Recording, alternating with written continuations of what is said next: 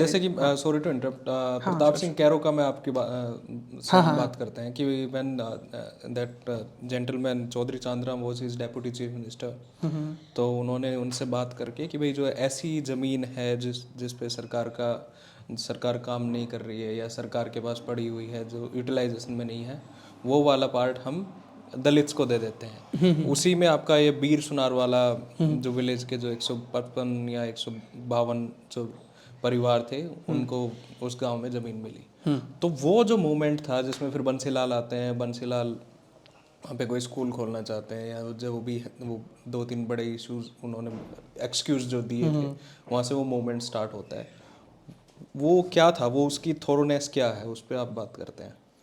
देखिए, अब क्योंकि ज़मीनें नहीं मिली, land reform was a complete failure, that is very established fact. तो 70 तक आते आते दलित्स को ये समझ में आ गया था कि भाई ज़मीनें तो सीधे तौर पे नहीं मिल रही, और जो मिल भी रही हैं उस पर फिर दोबारा हमसे छेड़खानी की जा रही है। बंसीलाल के टाइम पे तो उन्होंने क्या करा था, जो ज़मीनें उनको पट्टे पे मिली हुई थी, किराए पे, लीज पे जिसको हम कहते हैं। अच्छा, वो लीज पे थी? लीज पे होता है वो, हाँ। तो उसमें क्या होता है कि भाई आपने इस 1 साल बोली, 2 साल बोली, 3 साल, 5 साल के लिए लीज दे दी, सपोज लीज खत्म हो रही है, फिर उसके बाद नहीं भाई हम छीन लेंगे। अब वो जो 153 परिवार के, जो 52 परिवार के जो मैं बात कर रहा हूँ, वो बो रहे थे, बहुत लंबे टाइम से बो रहे थे, और रिफॉर्म के टाइम पर उनको ज़मीनें तो मिली नहीं थी। तो उन्होंने बोते बोते एक टाइम आया जब 1973 में क्या हुआ, उन्होंने बंसीलाल ने ट्रैक्टर चलवा दिए, खड़ी फसलों में ट्रैक्टर चलवा दिए।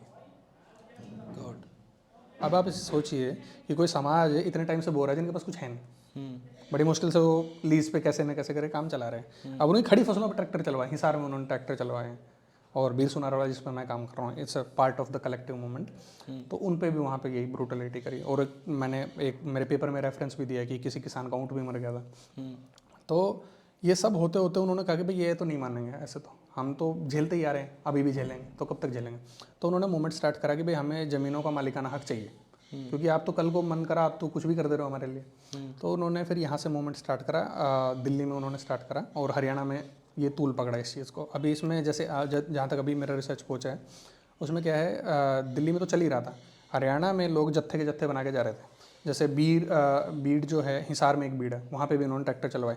अब मान लो कुछ जगह रात में चला दिए जा रहे हैं, भाई किसान सो रहे हैं अगर, तो वहाँ से चलने के बाद में मूवमेंट पूरा हिसार से लेके वो जींद आए, जींद से फिर वो दिल्ली की तरफ गए, और ये पैदल यात्रा में गए। कमाल की बात ये ऐसा नहीं है कि भाई ट्रैक्टर भर भर के जा रहे हैं, क्योंकि ट्रैक्टर भी नहीं थे ऑब्वियसली। तो पूरा वो पैदल मार्च यहाँ से करते करते वो तक है, और इतना एग्रेसिव है वो। अगर आप उसमें, मैं जिन लोगों से बात करी तो नारे मैं आपको 2-4 बताऊँ जिस तरीके से लोग बात करते जा रहे थे।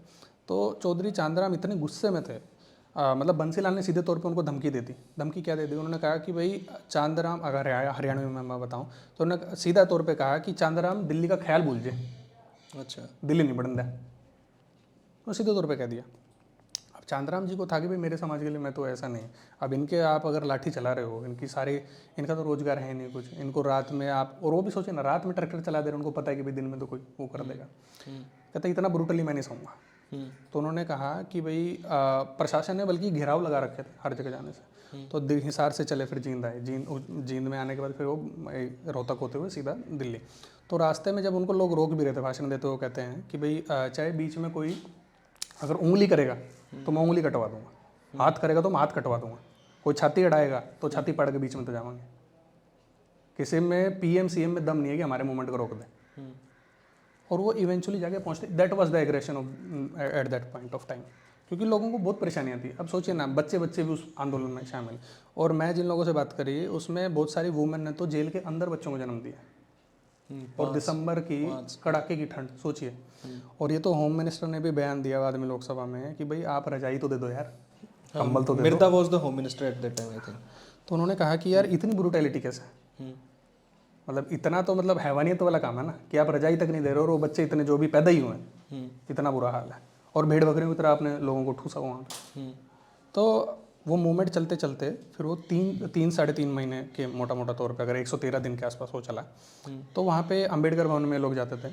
तो वहाँ पे क्या हुआ, जब ये मूवमेंट एकदम तूल पकड़ने लग गया, इनको समझ में आ गया कि भाई 50-50 हज़ार लोग एक दिन में आ रहे हैं अंबेडकर भवन में, तो उनको लगा भाई ये कुछ बड़ा होने वाला है यहाँ पे। तो उस टाइम पे सरकार ने कहा कि भाई इनको खदेड़ो यहाँ से अंबेडकर भवन, क्योंकि वहाँ पे एकदम एपी सेंटर बना होता, वहाँ पे चौधरी चांदराम जिस टाइम रह रहे थे। तो उन्होंने लगा कि भाई इनको जब तक नहीं खदेड़ेंगे ना, तब तक तो ये बात नहीं बनेगी, ये तो यहाँ पे जत्था बना के बैठ गए हैं। और उनका काम ये था कि जेल भरो आंदोलन उन्होंने चलाया, हरिजन संघर्ष समिति करके उन्होंने समिति बनाई, जिसके अंडर में सारा काम हो रहा था।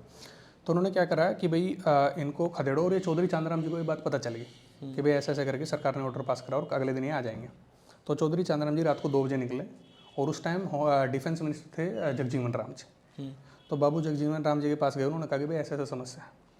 तो जगजीवन राम जी भी, उनको समझ में आ गया कि भाई हमारे लोगों के साथ अगर ऐसा होगा, तो क्योंकि वो डिफेंस मिनिस्टर थे, उनके हाथ में पावर थी, तो उन्होंने कहा कि भाई किसी की औकात नहीं है हमारे लोगों से छेड़खानी कर दे, I will send you right now Dogra regiment की 4 टुकड़ियाँ उन्होंने तुरंत भेजी कि भाई आपके पूरे के पूरे उस अम्बेडकर भवन का घेराव करेंगे और कोई भी आपको परेशान नहीं करेगा with in the entire movement.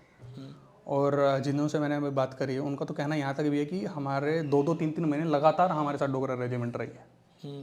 तो अब आप ये देखिए, ये इतना बड़ा मूवमेंट हुआ और इट वाज वेरी शॉकिंग कि इसके बारे में किसी ने लिखा नहीं। तो इसलिए मुझे लगता है कि जो ज़मीन को लेके है आंदोलन, ऑल्दो उसके बाद भी वो ठीक है, वो तो उनको मालिकाना हक इवेंचुअली मिल गया, लेकिन इतनी ब्रूटैलिटी के बाद मिला, वो भी जाके 152 परिवारों को, बाकी तो आज भी ऐसे हाल है। तो फिर वो शॉर्ट आउट कैसे हुआ इवेंचुअली? क्योंकि जब उन्होंने ये कह दिया कि भाई 3 महीने वो जा ही नहीं रहे, तो उन्होंने बोला कि भाई ये मानेंगे नहीं, इनको हमें साइन करके यहाँ पे देना पड़ेगा। उन्होंने ऑफिशियली वहाँ पे साइन लिया कि भाई ये सैनिक स्कूल वाला और ये वाला हम चीज़ें नहीं करेंगे, क्योंकि इनके पास दूसरा कुछ भी नहीं, ये खेती करके ही खा रहे हैं और सदियों से खेती करके ही खा रहे हैं। तो इनको मालिकाना अब लैंड रिफॉर्म में तो आपने दिया नहीं, तो ये तो दो कम से कम। तो तब जाके उन्होंने just because of the movement. और आप अगर इसके ऊपर रिसर्च देखेंगे तो सुच्चा सिंह गिल करके एक प्रोफेसर हैं, उनका काम भी है, तो उन्होंने ये एडमिट तो ज़रूर करा है कि भाई जहाँ जहाँ मूवमेंट हुआ है लैंड को लेके, जिन लोगों ने अगर मोबिलाइज होकर मूवमेंट करा है, वहाँ सक्सेसफुल हुआ है। मतलब सक्सेसफुल एज इन कि वहाँ पे ज़मीनें दी गई हैं, और जहाँ पे लैंड रिफॉर्म नहीं हुआ, जहाँ पे मूवमेंट नहीं हुआ, लोगों ने कुछ करा ही नहीं, मूवमेंट करा ही नहीं, वहाँ पे ज़मीनें land reform was a complete failure. और इंटरेस्टिंगली मुझे लगता है कि उनके काम में भी इसका रेफरेंस नहीं है, तो मुझे थोड़ा और शॉकिंग लगता है। मतलब that book was publish from LBSNAA. Okay. तो उनका काम है कम से कम 12-13 वॉल्यूम का पूरा एक सीरीज़ है लैंड रिफॉर्म के ऊपर, जो हरियाणा के कॉन्टेक्स्ट पे उसमें तो कहीं है, सच बात है नहीं। ओके।